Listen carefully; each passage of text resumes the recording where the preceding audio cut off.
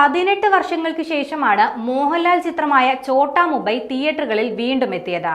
ചിത്രം ആദ്യം റിലീസ് ചെയ്തപ്പോൾ തന്നെ ആരാധകർ ഏറെ ആഘോഷമാക്കിയ ചിത്രമായിരുന്നു ഇത്. അതിനാൽ വീണ്ടും ചോട്ടാ മുംബൈ തിയേറ്ററുകളിലെത്തുമ്പോൾ ഏറെ ആകാംക്ഷയിലായിരുന്നു പ്രേക്ഷകർ. റീ റിലീസിൽ മികച്ച പ്രതികരണം പ്രതീക്ഷിച്ചിരുന്നെങ്കിലും അതിനെയൊക്കെ മറികടക്കുന്ന ഗംഭീര പ്രകടനമാണ് ഇപ്പോൾ ചിത്രം കാഴ്ചവെക്കുന്നത്. ഇന്നലെയാണ് ചോട്ടാ മുംബൈ റീ റിലീസ് ചെയ്തത്. ആദ്യ ദിനം തന്നെ ഫാൻസ് ഷോകളും ഹൗസ്ഫുൾ ഷോകളുമായാണ് ചിത്രം തുടങ്ങിയത്. കേരളത്തിലെ ഏറ്റവും വലിയ സീറ്റിംഗ് കപ്പാസിറ്റിയുള്ള തിയേറ്ററായ കവിതയിൽ രാത്രി 12 മണിക്ക് വെച്ച എക്സ്ട്രാ ഷോ നിമിഷ നേരം കൊണ്ടാണ് ഹൗസ്ഫുൾ ആയത്. സംസ്ഥാനത്തെ പല തിയേറ്ററുകളും ചോട്ടാ മുംബൈ കൂടുതൽ ചാർട്ട് ചെയ്യാനും തുടങ്ങിയിട്ടുണ്ട്.